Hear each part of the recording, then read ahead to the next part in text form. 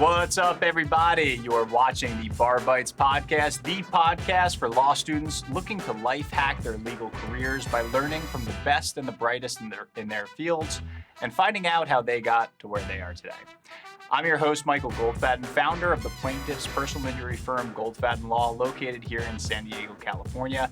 My guest today is David Munoz, who is the managing partner of Mission Personal Injury Lawyers.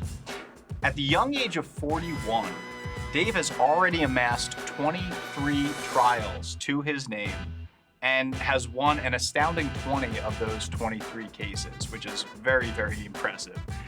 This incredible record and the time spent in trial has earned him a spot as an ABOTA trial attorney, which we're going to talk about today, what that means. It stands for the American Board of Trial Advocates, and it's one of the highest honors that a trial attorney can attain. Dave has also been named as a super lawyer and best lawyer by those organizations for the year of 2021, and previously been named as a top 40 under 40 attorney, as well as a rising star. I'd like to give a warm Bar Bites welcome to our guest today, David Munoz. David, thanks so much for being here. Thank you very much for having me. Of course. I like to start the podcast by just telling our guests a little bit about it and really what we're trying to do here. So, as I mentioned in the intro, Bar Bites is a podcast intended for law students, and we're trying to give them little bites of information about what it means to be a California bar certified attorney, right?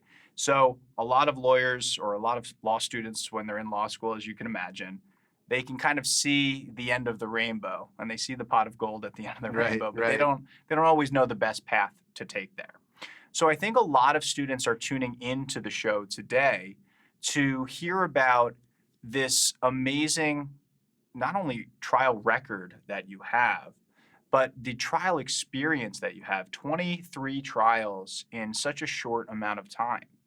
And, you know, I think that law students have a different view sometimes about what it means to be a trial attorney. Because if you're not working in the public sector, you rarely get an opportunity to go to trial on the civil side of things. Right. So tell us first, how were you able to amass so many trials in such a short amount of time? Well, I didn't do it by myself. I had a lot of help. And I can tell you a big thing that I did was I just asked as many lawyers as I possibly could, hey, do you have any trials that you maybe don't want to spend time on, but I'll try them for you. And that's really how I got a lot of trial experience. I also volunteered to help other attorneys with their trials, a second chair, third chair, fourth chair, whatever it was, just so I could get in there. And the reason why I felt it was important is, at least in what we do, which is personal injury, is that's the end result. You can argue all that you want. You can say that the case is going to go this way or that way, but at the end of the day, you're going to end up in trial, and you want to be able to know how to do that well. You want to know what you're doing, and I never wanted to feel like I was big leagued. I didn't want anybody to feel like they had more experience than me or that I didn't know what I was doing. And I wanted to make sure that my client was getting the best representation that I could possibly give them. And the only way to do that is to make sure that I was competent in trial. And once you become competent there, then the rest really does kind of fall into place, because when you hear an adjuster tell you, well, the jury's going to say this and jury's going to say that, well, that hasn't been my experience. Right. When the defense attorney says you'll never get that into evidence, you're never going to be able to do that, well, maybe, but maybe not. I mean, so it really helps you in all aspects, pre-litigation, litigation, and going into trial, having that experience under your belt. I love that. I mean, it's a way of calling an insurance company out on their bluff, right? Because when they tell you, hey, that's never coming into trial or getting in, you're like, well, I've probably tried more cases than you, so I know what's coming in and what's not coming in. Right. What I'm wondering is how specifically are you able to work on those trials when, you know, I'm thinking to myself, if you're a new attorney coming out of law school, you know, how do you convince either another law firm that you are the right fit for them when at some point you didn't have trial experience? Right now you do, but in the beginning, where did you go for those first few trials? Oh, absolutely. Yeah, that's a good question. But I can tell you this. trust me when I tell you, um, I would say close to 95% of attorneys, even personal injury attorneys, don't really want to try cases. And especially they don't want to try cases that they feel aren't worth their time. But you'll take them, and you'll try them. And I developed a reputation for willing to try anything, which after a while I had to turn away from, just because after a while it was kind of, have you remember Mikey who eats the Chex cereal? Right. I might be dating myself with that commercial, Right. but Mikey will eat it. Well, after a while it became out, Dave will try it. Right. So they just started coming to me with all these cases that were just complete, crap. But they knew I would try it. And so I had no fear in that regard. But I learned after a while, okay, well, I can't be spending as much time on these cases that aren't going to be worth my while and worth the client's time. Now that I have more experience, I have to focus more on cases that, are probably worth it for the client and are going to be better suited for me. Now. Well, not only did you get the reputation for, hey, David will try it, but David will try it and win it, right? I mean, to win your first 20 trials, I don't fact check me on this, but that has to be some kind of record or something. That's an incredible feat. Yeah, I mean, nobody really wants to get defensed. Winning can mean a lot of different things. It could be that you beat your 998. It could be that you beat their 998. It could be that you got a result that you wanted for the client that was better than what their offer was.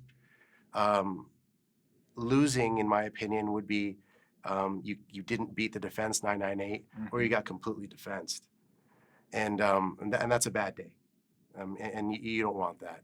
And I can tell you that winning a certain amount of trials gives you a confidence that you think you can win everything, and realistically you can't. I mean, and you shouldn't try to. You should be a little bit more choosy on the cases that you try, at least after a certain time. But like I said, I recommend to everybody, especially if they want to do this or they want to do any kind of trial work, just do as many as you can. You can come up with any excuse as to why you shouldn't try a case, but in your heart, you're probably going to better represent your client if you go. Your client will probably get a better result if you try it. So you just got to get in there and do it and take the risk. Your client's depending on you. Your career will thank you. And so I just highly recommend it for everybody.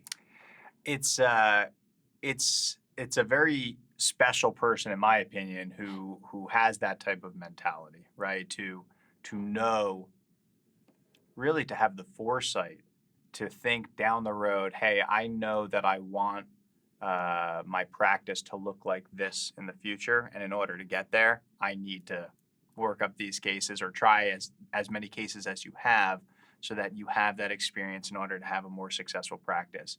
But you can't just have the confidence in the beginning, hey, I'm going to try these cases and win it all. So where does that mentality come from? Where does that strength come from that you knew in your head, or you knew in the back of your mind, that this was the right path in order to become a very successful attorney? I think it comes from the mentality that I had nothing to lose and everything to gain.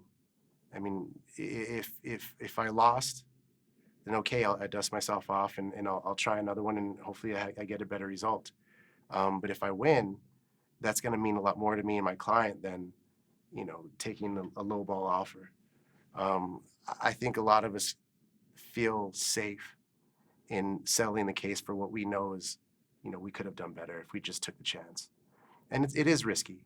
And you warn your client that it's risky. And I usually have to explain everything to them. I explain the 998s and I explain the risk of trial. And, there's been times where, the jury has been, well, I guess they give us a panel. We don't really have a jury sworn yet. And I look at the panel and ask some questions, and I think, oh my gosh, we might be in trouble here. Right. But for the most part, I mean, it's proven okay.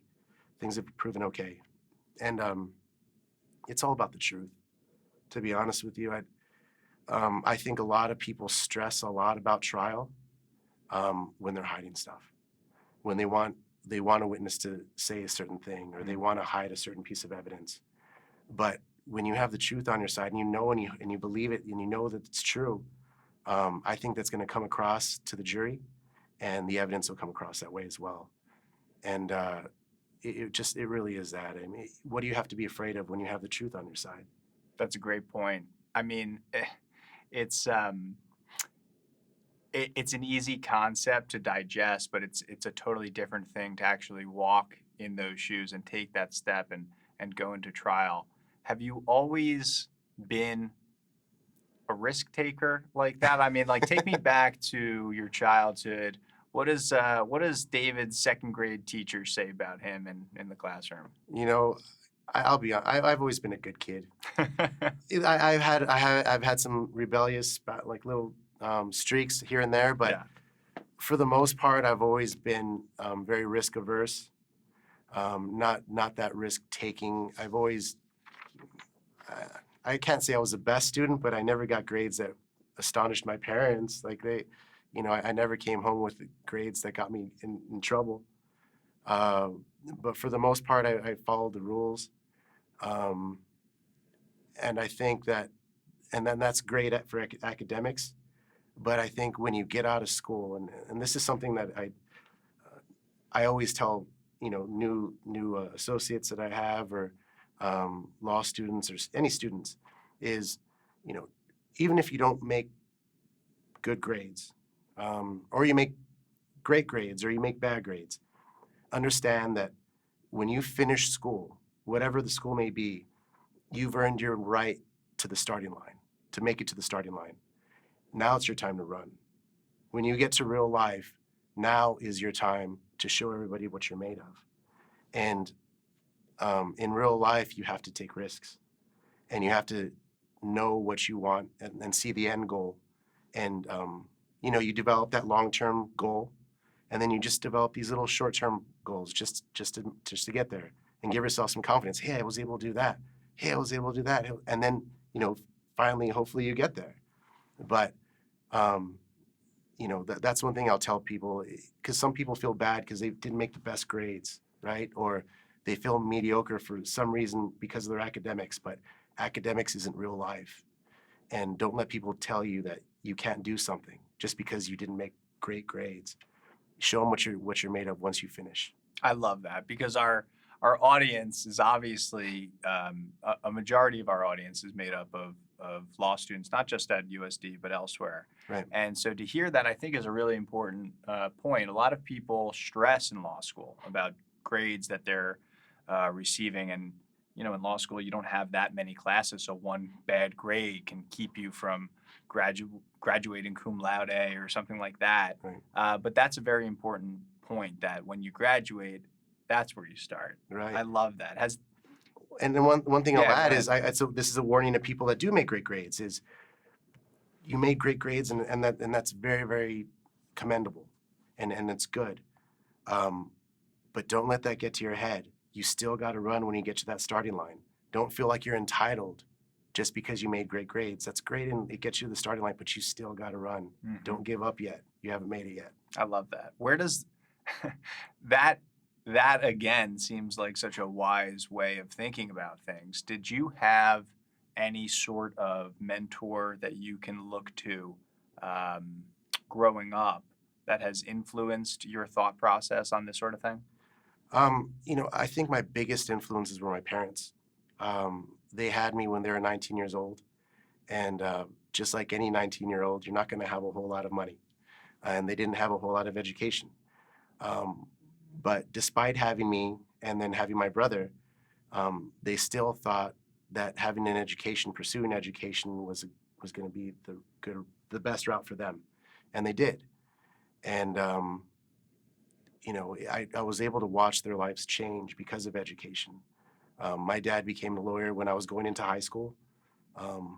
My mom and I actually got our college degrees at the same time. Wow. Which was great. I mean, they didn't have to do that. Yeah. But they did. And just watching how education changed their lives. When my dad was working at Walmart, my mom was working at Terminex. By the time I finished law school, Obviously, my dad was a lawyer and he was doing well, and my mom made it to the vice president of a bank. So just to see that change was just that was the biggest influence I've ever had. Wow, that's incredible. I mean, the fact that you and your mother graduated college at the same time. Yeah, it's so cool. It's so cool. I know that on your bio, I read that you went to St. Mary's, right? Correct. Where's St. Mary's located? St. Mary's is in San Antonio, Texas. That's right, and you're from the Texas area, right? I am. I was born and raised in El Paso, and then I lived in San Antonio for 10 years because I went there for college, grad school, and law school. Oh, wow. Okay, so big Texas guy. You got some Texas roots in you. What did your parents think when you told them that you wanted to go to law school and pursue a career in law for the first time? Do you remember having that conversation, or was it always assumed that you'd follow in your father's footsteps? I remember that lunch because through most of my childhood, I thought I was going to be a doctor. And I did a lot of things to pursue that career. And one thing that I learned about myself is I just don't have the strongest stomach. And you really got to have a strong stomach in order to do that kind of work. And some other things came up too. And I ended up getting into law. Well, I asked my parents what they thought about me applying to law school. And they were just ecstatic about it because they thought that always suited my personality. And they thought that it's what I should have been doing the entire time. And I was always just hesitant. I don't know why I was always hesitant. Probably because my parents always suggested it, and my dad was one. And you tend to kind of rebel against your parents, but I've learned that maybe you should listen to your parents more often because they might know you better than you know yourself. And so, I applied and I got into the one in San Antonio, and within the first 6 weeks, I just loved it. I loved how applicable it was to real life. Everything in science I was learning was very, what's the word, I guess, like esoteric. It has its own little field that's great to know about, especially right now, considering what we're going through. But law just applies to everything. I mean, if somebody punches you in the face, what can you do? Your landlord wants to kick you out. What can you do? Right. You get a parking ticket. What can you do? We almost found that out the hard way. Yeah, we almost found that out the hard way today. So it's just, I loved it. And that's what I really liked about it. Yeah. I love meeting someone who also has a passion for the law, because I grew up in a family where my father was an attorney for 35 years in New Jersey. My sister practices law in New York. Right. Currently. Yeah. And so I've had that love for law for a while, but have also gone through a very similar, push and pull with my career choices, right? And I think that there is something to what you're saying, that you might want to rebel against your parents, but there is something about them that maybe they know you more than you think. Right. And it's spoken like a person who now has a couple kids of his own. I do. I have 2 kids. My older one is Dylan. My younger one is Miles. What do you think for Dylan and Miles? Do you have any desire for them to follow in your footsteps? I would love it if they took over Mission Personal Injury Lawyers. Nice. That'd be great. Keeping the family. Yeah. I mean, that'd be. And the thing is, I work with my dad. I mean, he's retired mostly now, but having him in the office and being able to spend that time with him is just invaluable. Yeah. And so sometimes I think about, my dad's pretty lucky to be able to work with me, but not in that way, in the sense that not in a vain way, in a way that, like, I would love it I hope I can work long enough to be able to work with my kids, because that's just got to be some really cool, special time you can spend with them. Sure. And another thing that I've realized is, when you become a parent, you never realize how much you could love somebody. And then it makes you think, wow, as much as I love my kids, that must have been how much my parents loved me. Right. So maybe I should treat them a little nicer. Right. So. You hear that, kids? Call your parents. Yeah. So it just, I think becoming a parent really does give you a lot of reflection. At least it does for me. Yeah. Well, I mean, I'm sure it was very nice to have you follow in your father's footsteps.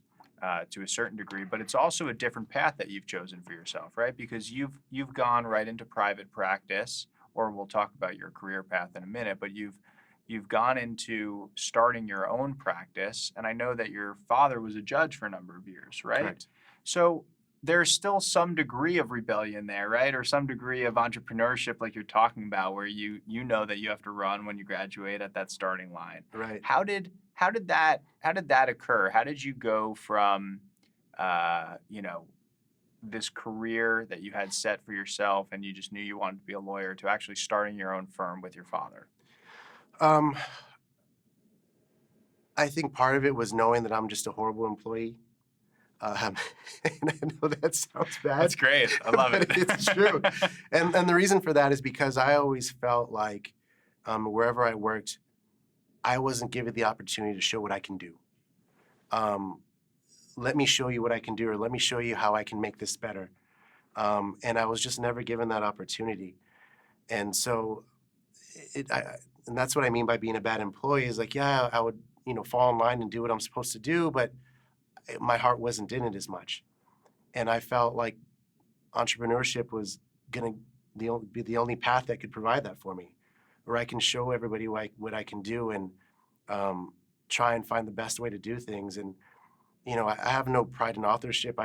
I feel like when somebody has a good idea, please present it to me and let's make this better together. But everywhere that I worked, I never felt like I was contributing to a team. I always felt like I'm contributing to somebody else's dream, as opposed to, let's all make this better together. And that's something that I really strive to do in the office. Is it's not mine. There's a big reason why it doesn't have my last name. I wanted it to be ours, and we make it better together. Yeah, I love that. I was wondering where Mission Legal comes from, but I Yeah. love that. I mean, that's part of it, right? Is that it's not yours, it's ours. Right. That's beautiful. Where did where did you get that that mentality from? Because I know that when everyone starts their career somewhere, right? So where did you first start out after you graduated law school? Did you go right into opening up your own shop, or did you go and work for a firm for a little while first? I started working at a firm called Fish and Richardson Mhm. as contracting there, and they do intellectual property, and that's really what I thought I was going to do, which made sense to me because I had a science background. I got a master's in physiology, and I thought, okay, I can work on biotech patents. And a lot of people don't know this, but San Diego is like the biotech capital of the United States. Mm. So I thought this is a perfect place. But as I was doing the work, I just realized I had a desire for trial work, really is what it was. And I knew that, I started when I first opened up the office. I went from Fish and Richardson. I started doing building this office, and after a while, once I had enough clients in my own private office, I quit the Fish and Richardson job. Oh, And but what I was doing at that time, which is what a lot of people do when they first open, is it's called door law. Anything that walks through the door, you take it. You'll do Right. it. And I think that's when I realized by doing different types of cases, the ones that I really liked and the ones I wanted to stay away from. Even though I wanted to do trial work, I didn't enjoy criminal law as much. I didn't enjoy family law as much. Personal injury really just, I liked it the best. I thought it was the most interesting. and personal injury fits that mold too with your background, because I know that I used to practice a lot of medical malpractice law on the East Coast, and it's not as big out here in California. But in basic personal injury law, you have to become an expert in so many different areas of the body where your clients are injured. And so I would imagine that your background in science and physiology has a lot to do with that. Yeah, it definitely helps understanding the records and helps when you have to pronounce the words. Right. That's always a good thing. Right. But yeah, no, I found it to be very, very helpful and a big reason why I like this area of law so much. Well, you say that when you were at Fish and Richardson. Fish and Richardson, that you realized that you had this desire for trial work. Right. Did you have any taste of that while you were in law school, or I know that there's so many opportunities for classes and internships to take while you're in law school. Right. Did you take anything while you were actually in school that sort of prompted some of those desires?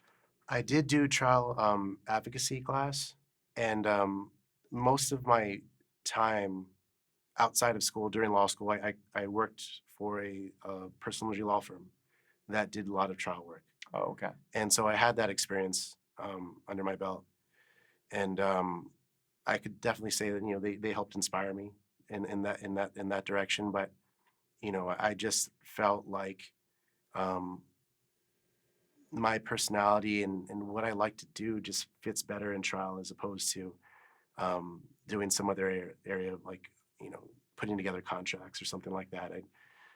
I don't like to read it that much or write that much, But there's some people that do. You have to go with your strengths, Yeah. and those people that can read and write better than I can. We need them to do that type of work. Right. You don't want me doing it. Right. You're gonna lose. But Well, what advice would you have, Dave, for someone who's still in law school right now and they might not know exactly what they want to do with their careers as far as um, litigation versus more of the reading and writing part of the job, or public versus private sector?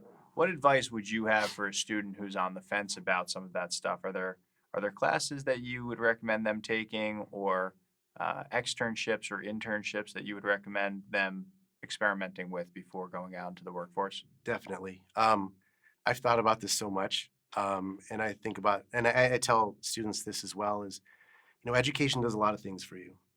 Um, One of the things that it does is it gives you different subjects, and you get to experience those different subjects. And then you get to find out about yourself, if you maybe didn't think about this before, what my strengths are. What was I able to do better at without trying so hard? And that's true in undergrad, it's true in high school, grade school, whatever it is, law school. And so you want to play to your strengths. I think you're going to be a lot happier that way, playing to your strengths as opposed to um, trying to find something that you think might be more lucrative, or you think something's more popular. I think if you do the area that you actually like, and it's your strength, you're going to be a lot happier, and you're going to perform better, and that will lead to maybe a happier life, more lucrative practice, those types of things. But I think it's just really important to be honest with yourself on where your strengths lie and what you feel more, what you think is more fun. To be honest with you, because we're going to be working for a while, Right. and you want to do something that you enjoy. Right. So yeah, Yeah.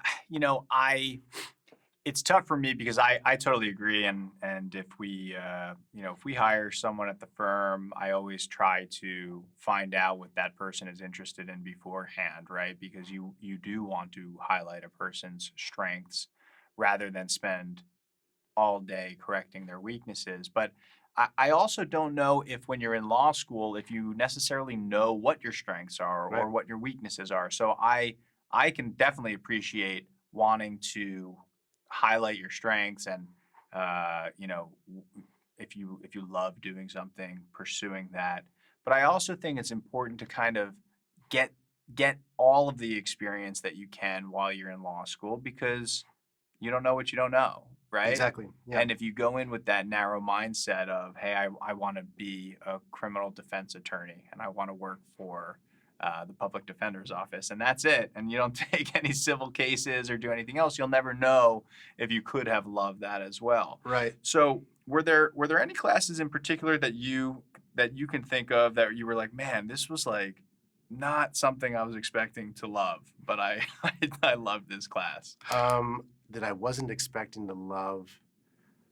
For me, I'll give you an example. Yeah, I knew I wanted to do trial work, but I also didn't necessarily know what in particular about trial I would enjoy, other than standing up in front of the jury and getting to, tell the jury your side of the case. And so I knew I would like those trial advocacy classes and stuff, but I wasn't expecting to love evidence the way I loved learning about evidence, like the rules of evidence, when you can bring stuff in, when you can't bring stuff in, and then the ability to apply that to a trial is Right. now invaluable. Right. Were there any classes that you took like that that just kind of were surprising to you that you're like, man, I wasn't expecting that? Yeah, um, teachers obviously have a lot to do with that. Sure.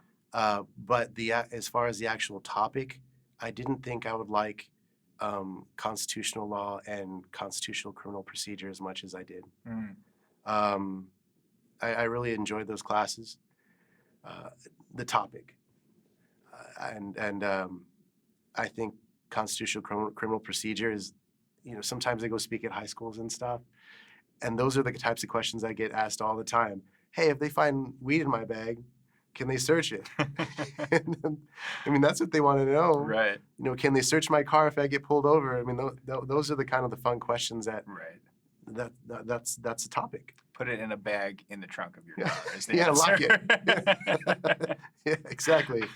But I mean, those type of things, it's interesting. Yeah. And I found that interesting. And then what was interesting about constitutional law is, as much as you like to say that the reasoning is objective, you realize after reading this is not objective. They knew what they wanted to get at, Right. and they're just reasoning their way to it. Right. So it's somewhat disheartening because then you realize politics is involved in it. But it's just cool to see how things develop through time, and how they develop with different justices and different courts.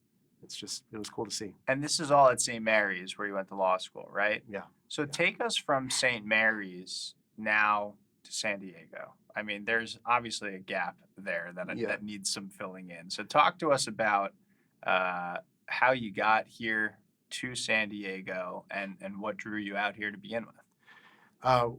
Well, my parents always wanted to live in San Diego because my uncle was the postmaster general out here. He got stationed out here in the 80s. And so my parents would come visit him every once in a while, and they thought, I'd really love to retire in San Diego one day. And 2009 hit, and all the housing was half the price. So they thought, well, maybe this is our chance to try and get something out there. And so they put a bid on the house, and they got it. Wow. And at the time, I was going to school in San Antonio, but I always had plans to move outside of Texas just because I wanted something different. Mm-hmm. Being born and raised in a place, you get tired of it after a while. Right. And they asked me, I had plans to either move to DC or Chicago. And they asked me, well, we just got a house in San Diego. Would you be willing to try it? And I said, well, I mean, I guess. But see, the thing is, people don't realize this, especially Californians. The idea of moving to California is just a crazy idea. It's like, Right. what? You can't move to California? You're crazy. Yeah. And so I did it, and I got here, and I thought, wow, okay, this is why people move to California.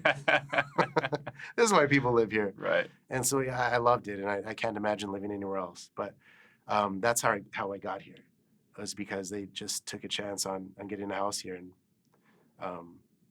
they're still they're semi-retired here now. And when you moved out here, did you have that job already lined up with that first company, or did you kind of always have it in the back of your head? Well, I'll move out there. I'll take the California bar. I mean, we also skipped that step. How did you decide to take the California bar over the Texas bar, or did you take Texas first and then go into California afterwards? No, I went into California. Right. Yeah, I mean, I wanted to take Smart it where man. I You wanted just- it. you I just wanted took to the one take bar it. exam. Yeah, I wanted to take it where I was going to Smart. practice. Right. But yeah, when that wasn't an easy task. I think, I took it twice.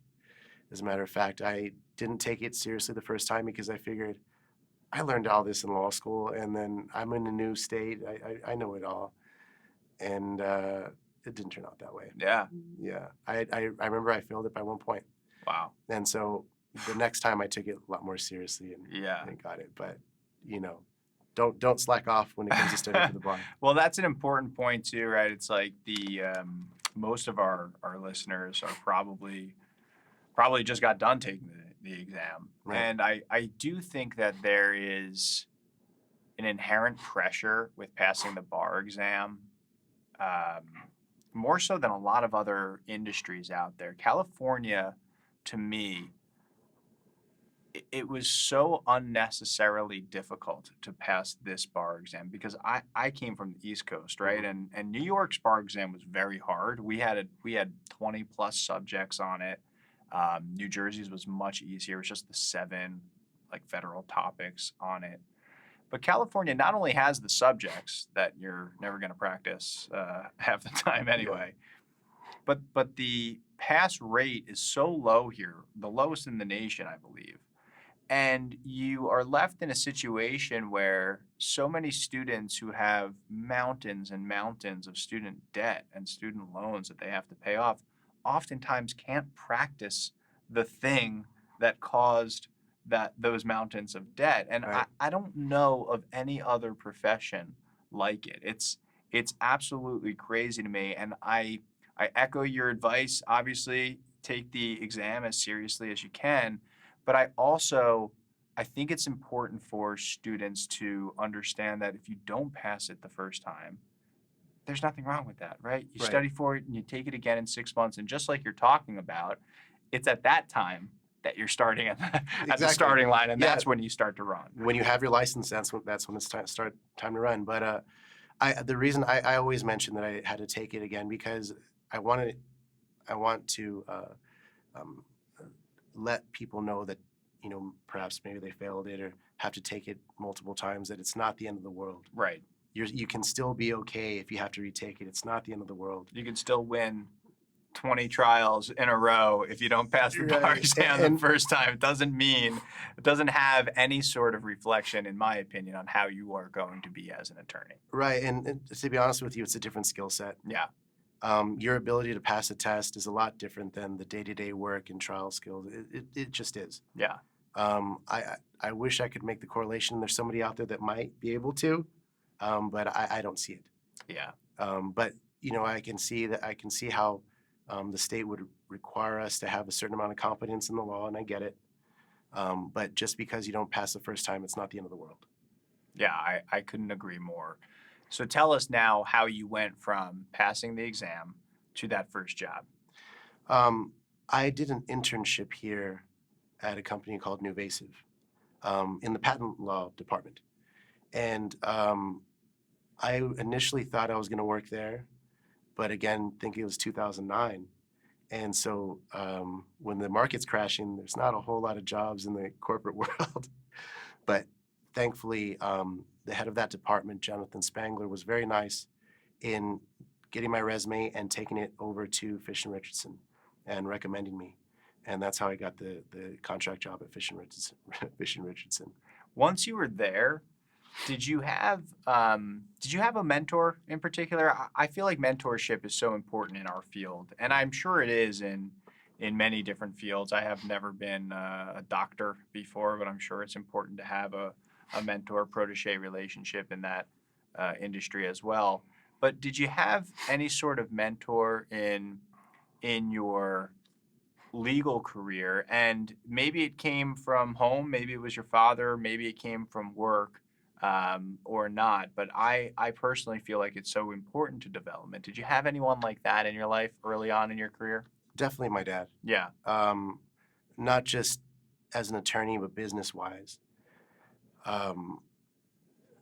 He was a Texas lawyer, so the knowledge of California law was equal to mine at that point. Right. But at least he knew how to run a practice in general for personal injury, and he knew how to run a business because he'd run a law office for 20-something years at that point. Oh, wow. So it was very helpful. And so he ran his own law office and was also a judge. Correct. Yeah. He What was his career like? Because I just want to take a little sidebar and Yeah. talk about that for a second. That seems to be two very long careers in two kind of different areas of the law and things that you can do as an attorney. Yeah. No. He even had it at a point where the courtroom was adjacent to his law office, so he had it worked out pretty well. Wow. Yeah. Yeah. But he did a lot of family law, criminal law, and personal injury. which is something I think you can do. You could have done a lot more back then. Mm, Now everybody focuses more on specialties. right. I think you're better suited that way rather than trying to do different areas. Doing different areas, I think, when you dabble in different things, I think that's a fast way to malpractice Yeah. because you can miss some stuff, and your client's not going to be better suited that way. It's better to be suited for that particular area. Kind of like doctors. I mean, you wouldn't go to a doctor that's a dermatologist, but you need a brain surgeon. They dabble in brain surgery. Right. That- Right. That's risky, you know. Yeah. But you know, he did that, and then he had his judgeship right next door for 11 years. Oh, wow. That's incredible. I, I think one of the toughest things for a young lawyer to decide is, when is it the right time to go out on my own and open up my own practice? And obviously you've done that. You've taken that step and it has worked out well for you. Was there a particular time, or did you think to yourself, well, if I have this much saved up in the bank, I know it can last me this many months? Like, what was your litmus test for starting your own practice? I think for me, my litmus test was having just a certain amount of caseload and a certain amount of money saved up. And leaving the firm was tough just because at that point I was living on my own and I had a nice place. And I knew that when I left, I'd have to move in with my parents. But that also put a fire underneath me too, because nobody wants to be, I think I was 32, living with their parents, and I was dating, trying to meet women, and, I have to admit to them that I live with my parents, So there's no bigger fire that you can put underneath yourself than that, being embarrassed by your current situation. Right. And so that really did put a big fire underneath me that, hey, I'm going to go out there and I'm going to do it. I'm going to spend every single waking hour trying to build this up, trying to get experience, meeting everybody I possibly can. And that was why it had a lot more to do with embarrassment than anything else. I love that. That's great. I also, when I first started my practice, had been dating my now fiance, and it is a huge, factor in my drive to want to do better and prosper, is because at the end of the day, when you're in charge of bringing in your own clients and taking home your own paycheck at the end of the day, you realize that you're providing for yourself and someone else, right? Right. In a sense. Right. When did you first meet your now wife? And were you still living with your parents at the time, or had you moved Was I out? living with my parents? No, I wasn't living with them. I think I'd been living on my own again for about a year. Yeah. I met my wife on Tinder. Uh-huh. People always laugh about that, but it was before. No one's laughing who's watching the show. Yeah. They're very familiar with. I know they know apps. Tinder, Yeah. but it's different now than it was then. Right. Back then, it was brand new, and it was a new. People would actually make fun of you for going on it because it's like, "What, you can't meet people in person?" And I had no problem striking out in person, but I wanted to try and strike out online too. Now there's almost no way to date without these apps. Right. Right. It just made it so convenient. Yeah. I mean, you can literally be sitting on your couch and setting up dates. Before, you had to be at the right place at the right time. Right. You had to be at that bar. She had to be at that bar. Right. She had to be available. You had to be available. And her friends, make it possible for you to talk to them. Right. There was just so much that came into play by chance that it just, those dating apps really eliminate all of that and make it so convenient and easy to meet people.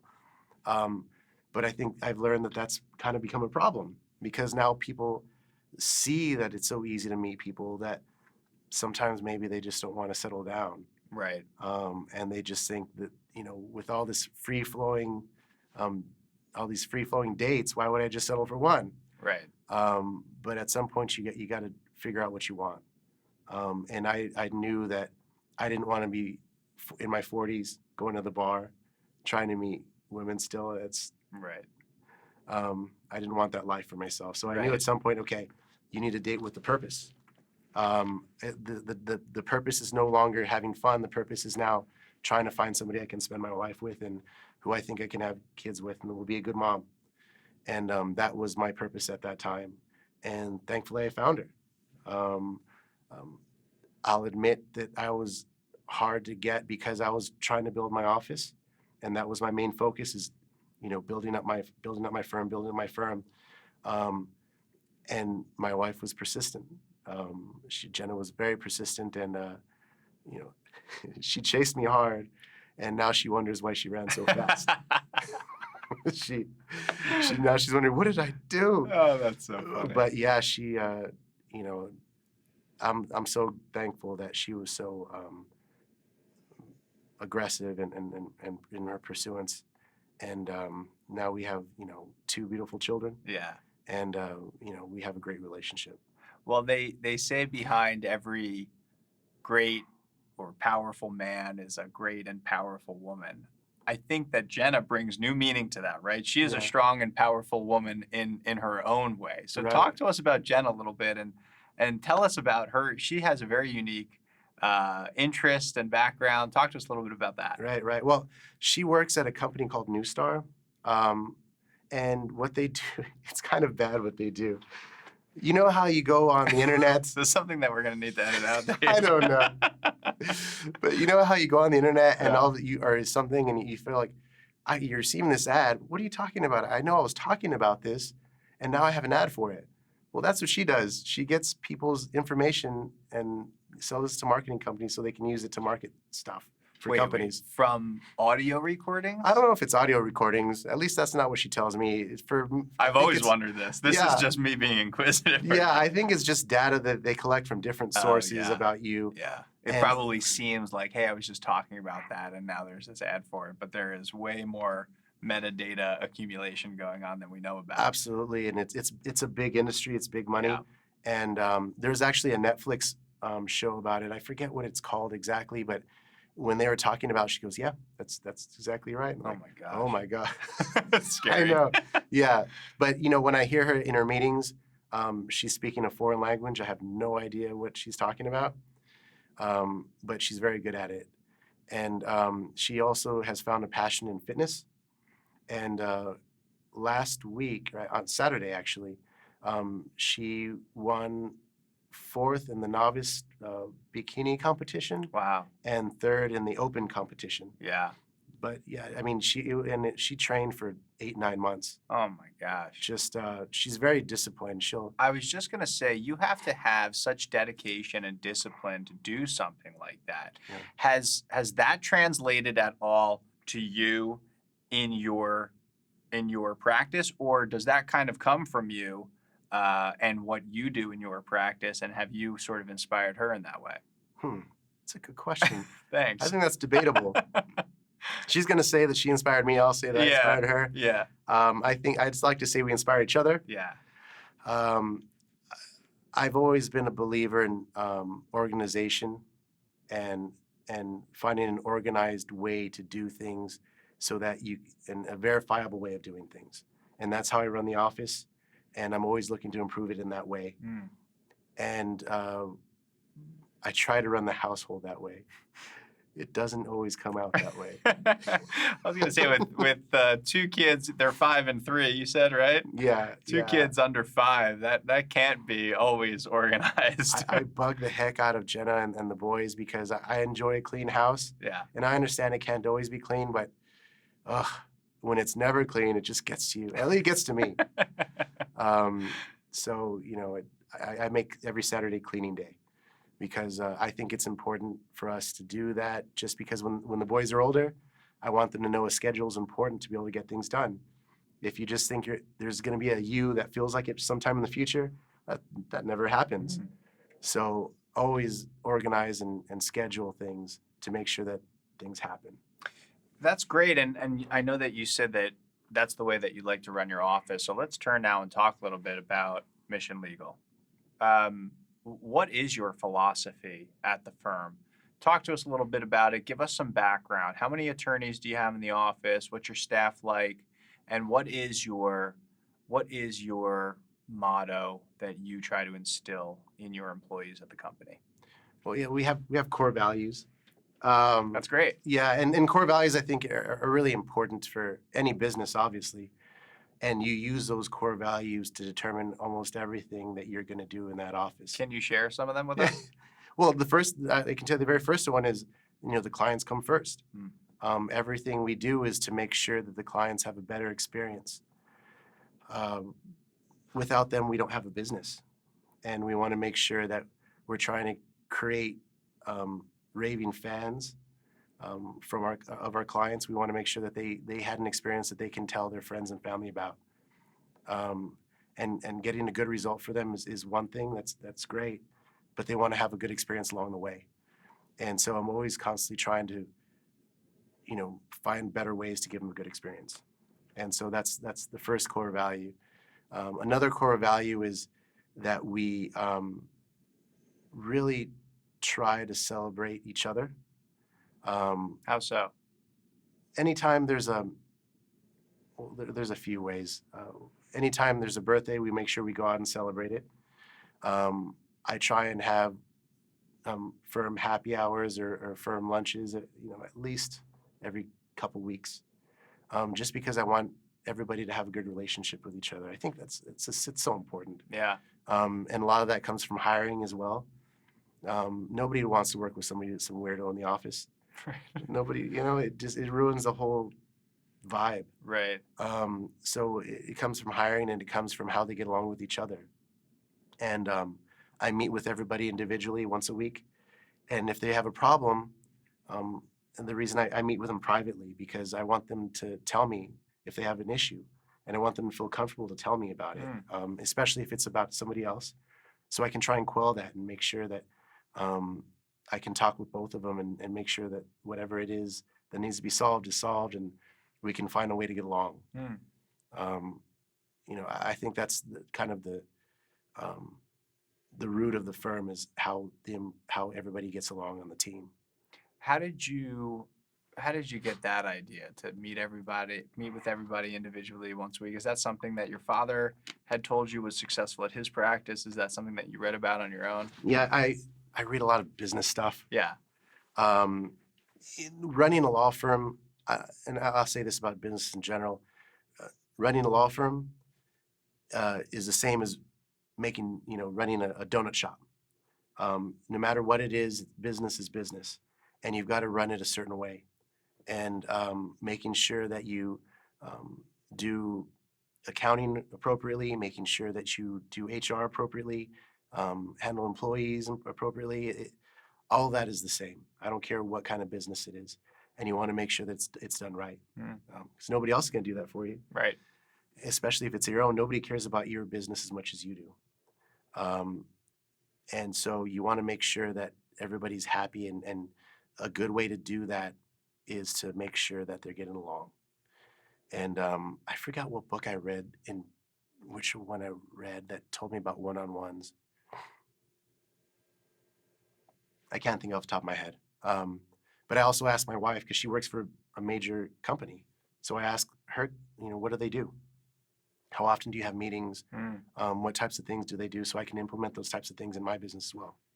Yeah, and I ask purely for selfish reasons, because it's like in running my own firm, I've worked for other law firms before, and I try to take the good things and leave the rest. Right. And like you, I felt sort of out of place as an employee at a lot of different places, and that's part of the reason that I have had the desire to start my own practice. But you hear little things every once in a while that are inspiring, and you think, I would love to take this into my practice. Yeah.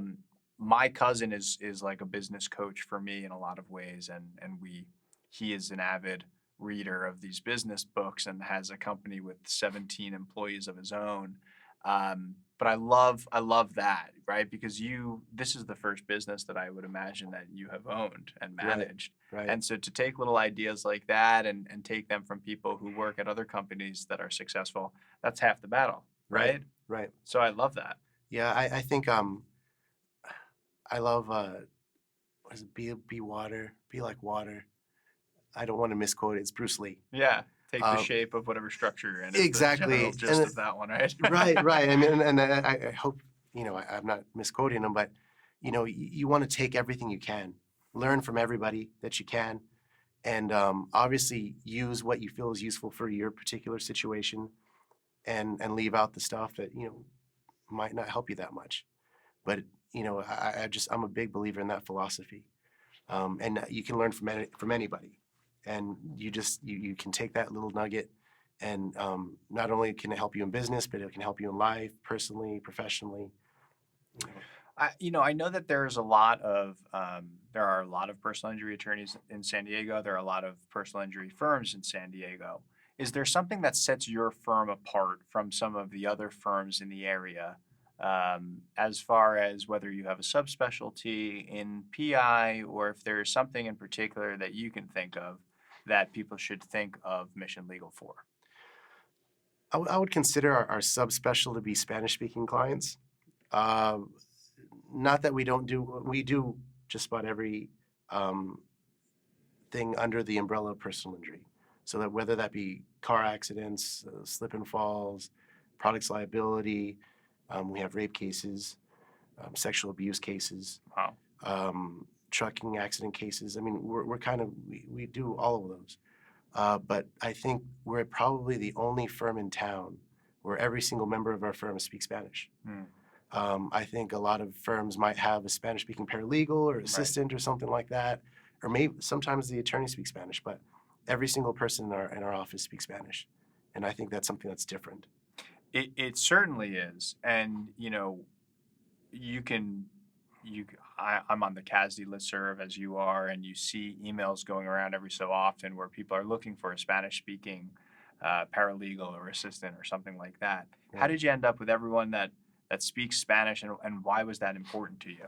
I think it came out of necessity, just because even though we're mission personal injury lawyers, mainly because we're located in Mission Valley.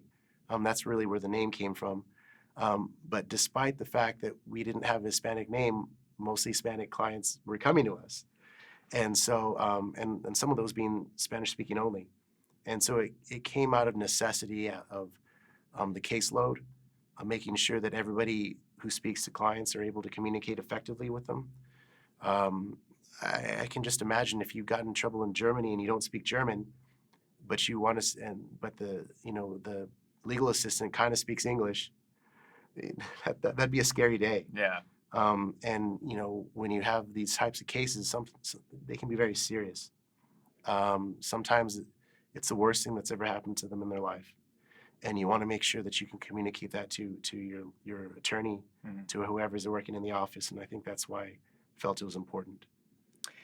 It really is, and in an area like San Diego where so much of the population is Spanish speaking, I would think that just pays dividends, not just financially, in terms of the value that you bring to your clients, knowing that they can speak to your paralegal or your secretary or an associate or yourself, and everyone's on the same page, right? Right. There's nothing lost in translation there. Right. It's been so helpful. Yeah. Very helpful. So if you have a Spanish speaking friend or a client, you can certainly reach out to David. Obviously, we speak English too. Yeah. But, as they can tell from this podcast so far. Dave, can you talk to us a little bit about, I want to turn a little bit and talk about some cases that have, well, let's talk about two things. Let's talk about cases that that you have had a lot of success with. If there's a particular case that you would like to highlight, a success story, I think that's important. But then I also want to ask you to talk about a case that maybe it wasn't the most successful case, but that meant the most to you. So, for me, it's the first trial that I've ever taken part of, or the first client that I ever had when I started my own practice. Was there a case in particular that has meant the most to you?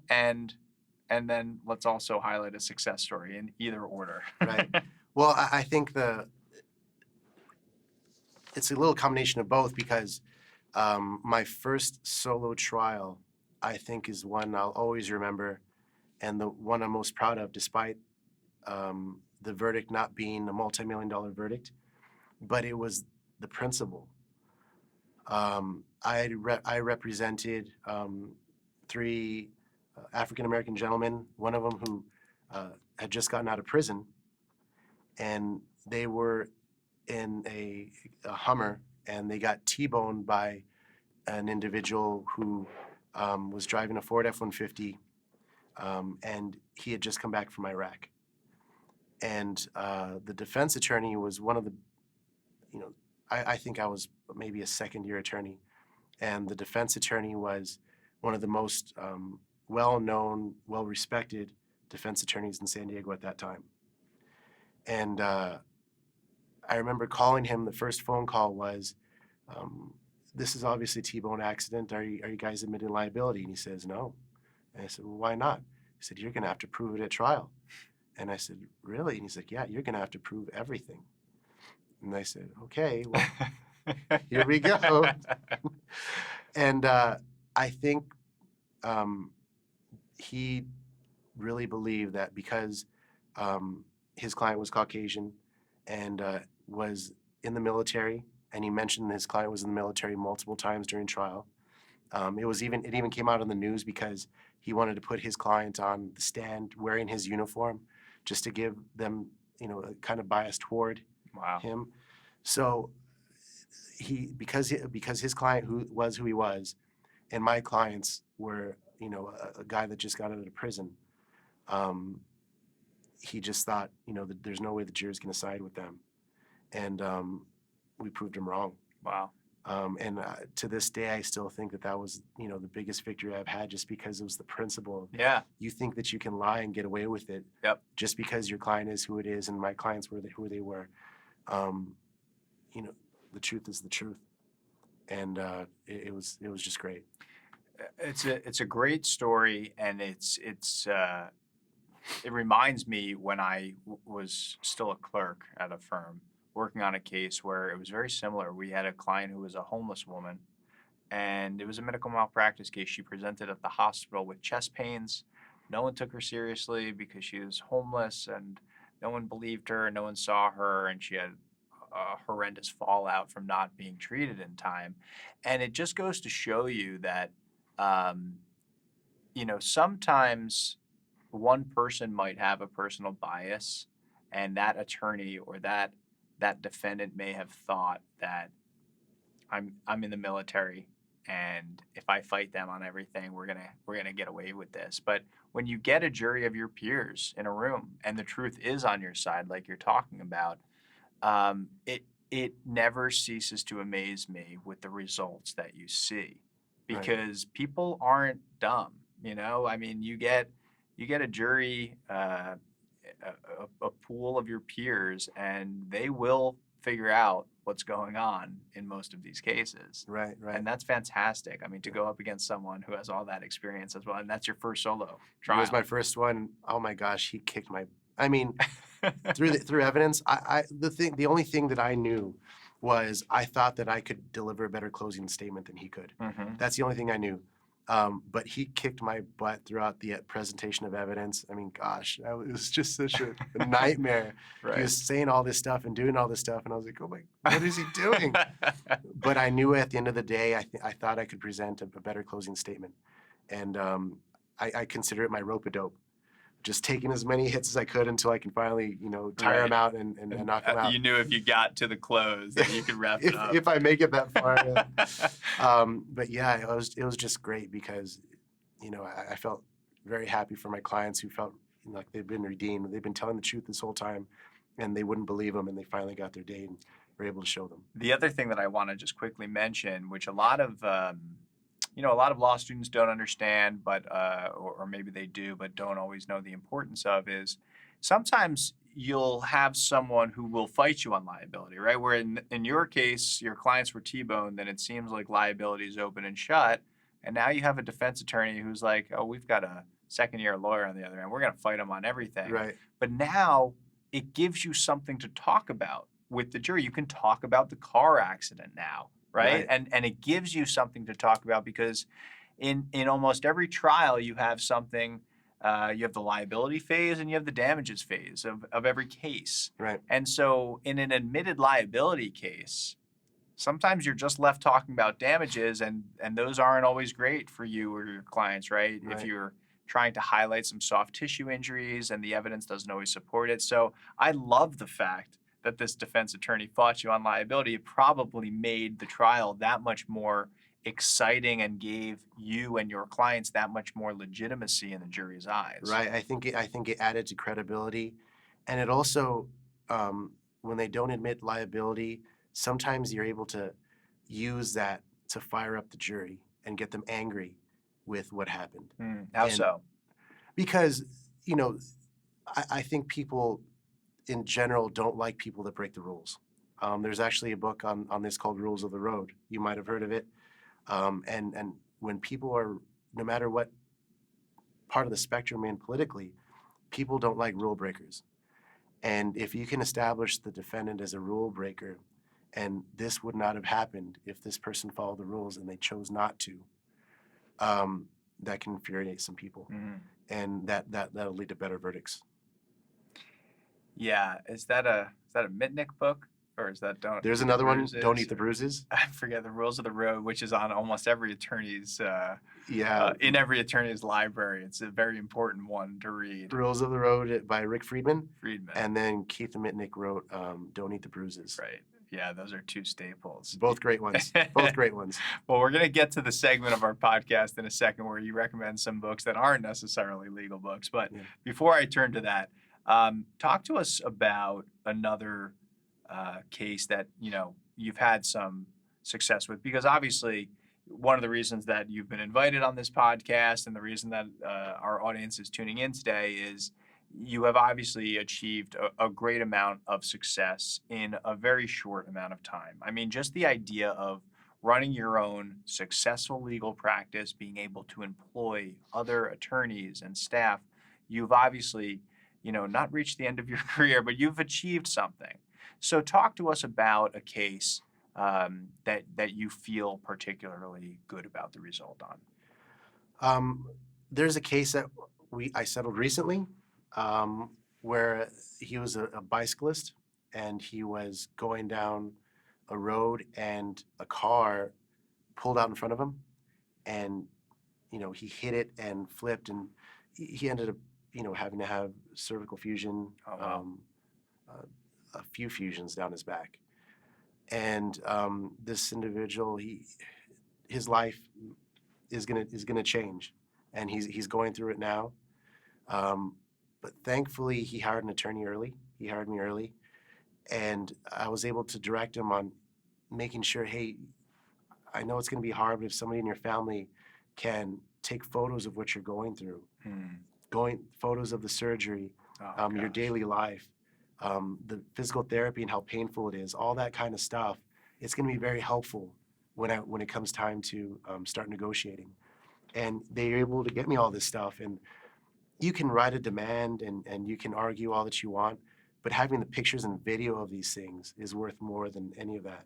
Yeah. And because we're able to collect all that stuff early, it made the negotiation process a lot easier, because once they saw all of that, they paid their policy limits, within a short period of time. And thankfully it was for an amount, I can't say exactly how much, but it was over $1 million. And it's something that I'm proud of, because it's going to really help him with his road in the future, and his road to recovery and things that he'll need in order to get better.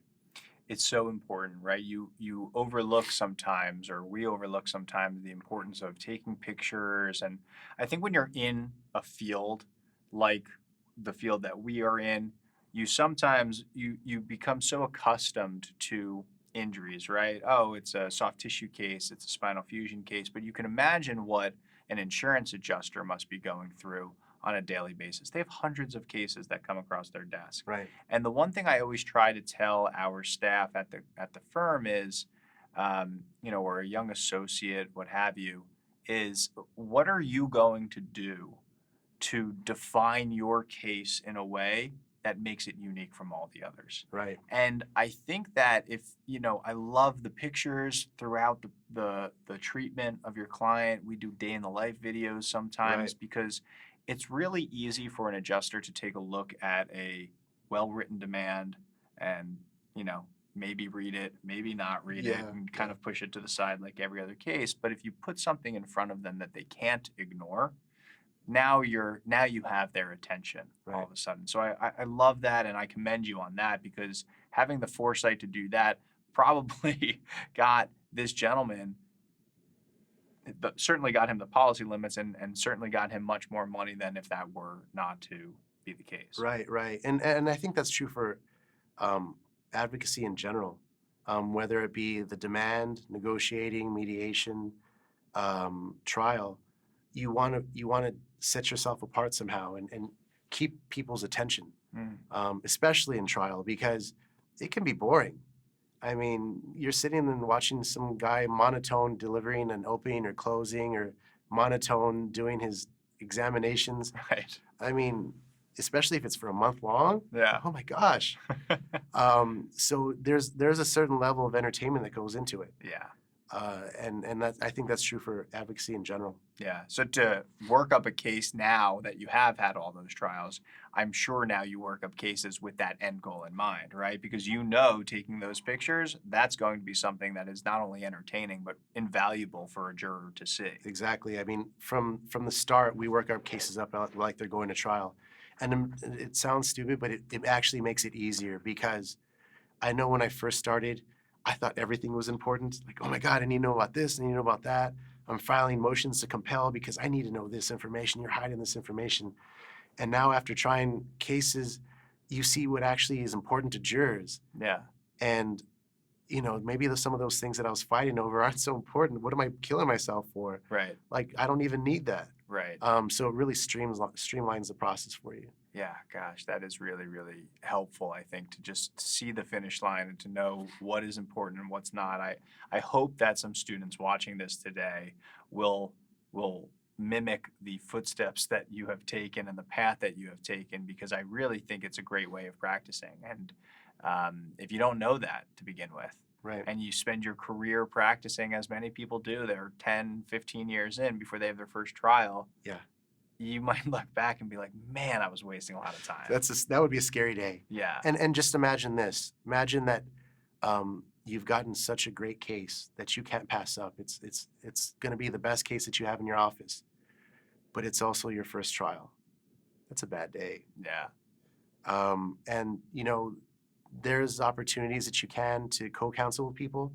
And this is another thing I preach is there's good reasons to co-counsel. One might be because you want to learn from whoever you're co-counseling with. Two, it could be you want to break up the work, because it could be a case that involves a lot of work and it's going to take a lot of resources from your firm, and you might as well share resources with another firm, so that way it's not boggling down your firm as much. Or if you're solo, I mean, gosh, you have other cases and you have to do all this work for this one. Yeah. And another reason is because of money. I mean, sometimes it can be very expensive, and you're you're taking a risk. And so it helps to spread that risk to other firms as well. So you're taking the risk together. Those are good reasons to co-counsel. Them saying that they're better than you and the case is too big for you is not one of them. Mm-hmm. And that's one of the things that I see a lot of, and it angers me when I see that. You are going to know that case better than that attorney that's coming in a week or month before trial. That client is going to trust you a lot more than they trust them. Right. So just for the lawyer to say that, well, this is too big for you, let me take it over and I'll do a better job than you will, is just absolutely absurd. Right. But for those other reasons, if you'd like to co-counsel with somebody, I think those are good reasons. I agree. And the co-counseling thing to me is something where I grew up in an environment in Jersey, where my father worked for a very prominent law firm, and they never co-counseled with any other firms because they were like, well, it's just too much of a headache for us, or we don't want to share who's responsible for this and who's for that. But in California, I find that it's so common as a general practice here, and it's so helpful as Absolutely. someone who's starting their own firm for all the reasons that you just said. Yeah. So it's a very important thing. I think that if any young lawyers were to go out on their own, or are even working at firms that are big and are co-counseling with other law firms, take the time and take all of the good stuff that you can learn from someone else that you might not necessarily know. Right. And that's really an important learning point, I think, for them. Yeah, and it makes it fun too. I Yeah. mean, it can be stressful and it can be hard. And so if you're co-counseling with somebody that you like and is your friend, what's better than working with one of your friends? Right. It's just cool. It makes it a lot more enjoyable. Yeah, I totally agree. Dave, you've obviously, at some point when you've been trying these cases, you found out that you were going to be an ABOTA trial attorney. Can you tell us how did you first find that out? What is that process like? And really, what is ABOTA? Can you just give our students a little bit of a background on that? ABOTA is an organization. It stands for the American Board of Trial Advocates, and it's an organization that really focuses on making sure we preserve the right to jury trial. And it's composed of both plaintiff and defense attorneys, and you have to have a certain amount of trials under your belt. And What is it? Do you know how many trials you need? I want to say it's 10 right now. Mm-hmm. And but the thing is, you can't try them horribly. Believe it or not, they actually ask judges how you performed. Right, and opposing counsel as well, right? Right, yeah. And one, you have to try them, in the judge's opinion, you have to try them well. And on top of that, you have to do it in a civil manner. You can't be one of those bulldog attorneys that Right. tries to just, bully his way through the courtroom. That's not a civil trial. That's not good for an advocacy. It's not how you should conduct yourself as a professional, as an attorney and officer of the court. So they make sure they do a background check on you on all this stuff, and they ask everybody that you've tried cases against and in front, and all the judges you've tried cases in front of, and then hopefully you get voted in, and you become accepted, and it's a big honor to be part of it. I went to my first couple of meetings, and it was just, I was kind of starstruck by seeing the people that were in there. Right. It's a cool experience. It really is, and I know that I would assume a lot of our audience is probably hearing this term either for the first time or is unfamiliar with it, but I just want to stress the importance or the honor that it really is to become an ABOTA trial attorney, because if you're not in an industry, you're not really familiar with their awards, right? All right. But our audience, this is the industry that most of our audience is choosing for themselves, right? We are going to become lawyers or are already attorneys. And really, I think if you want to be a trial attorney, ABOTA is really one of the highest honors that you can receive, because for all of the things that you just said. It's not just a numbers game. It's not just, hey, I'm just going to try every case until I'm nominated and accepted as an ABOTA trial attorney, but there is still that degree of civility that you need in order to be accepted. Absolutely. And so I congratulate you on that. Thank you. You've obviously earned that spot as well as some other accolades. Is there one in particular that you're most proud of? I would assume ABOTA's got to be up there. Yeah, I think it probably is. It's the one I'm most proud of. Yeah. And for the reasons that you mentioned, because I know people that have tried more cases than me that didn't get it. Yeah. And so when you apply, I remember thinking back, like, oh my gosh, I hope I didn't say something wrong to the wrong person. I know, right? Like, was I civil at all times? I mean,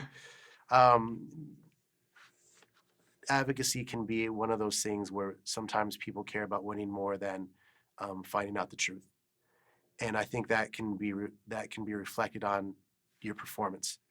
And because I have the attitude that I'm just here looking for the truth and trying to show everybody what the truth is, it's really helped me in the sense that I'm a lot more civil to opposing counsel than some people who just care about winning. I don't care what the cost is. I don't care if I'm right or wrong. I just want to win. I just feel that that's the wrong way to approach cases, and I think that's definitely a wrong way to approach advocacy. I would have to agree with you. I'd like to introduce you to a couple of opposing counsel that I have on some cases so that you can tell them the same thing. Dave, we're going to turn now toward the end of our podcast where we ask some more fun questions and keep it a little loose here. So, what's next for you, or what are you most excited about that's coming up in your life? I'm really excited because my oldest son started kindergarten, and it's an immersion program, meaning that half the day he's taught all the languages or all the subjects in Spanish, Oh, cool. and then the other half of the day he's taught all the same subjects but in English. Wow. And it's just, well, I was a little bit sad about it just because I feel like school's got to take the baby out of him. But I'm just really excited to see how he develops. And he's already learning things and already speaking a little bit of Spanish. And it's just like, whoa, Yeah. like it's just so cool how they learn so quickly. Gosh, that's the time to do it, right? Yeah, He's yeah. 5. Yeah, exactly. He's 5. And my other son started preschool, and he wasn't able to go last year because of COVID. And I'm just looking forward to seeing how they develop with other kids and just see how their mind changes and their way of thinking. That's what I'm most excited about. I know that sounds kind of lame. No, it's great. Like But- watching the smile on your face when you talk about your children is like very telling. It's a good thing. Yeah. But that's kind of what I'm looking forward to the most. I have other projects that I'm working on that I think are going to be cool. They're to be continued. I can disclose them later on, but those will be fun as well. They're more work related. But as far as the top of what excites me the most, it's seeing what happens with my kids. Fantastic. That's the right answer, by the way. How about any books? Are you an avid reader, or do you have any book recommendations for our guests that are not necessarily legal books? Yes. I am currently reading The Self-Driven Child. And the reason I'm reading that is because as I read it, I realize, well, my parents didn't do the right thing. But it's not their fault. It's not because what I mean by that is I don't think anybody knows exactly how to raise kids. And everybody has their idea of how to raise kids. And this person has their own idea of how to raise kids.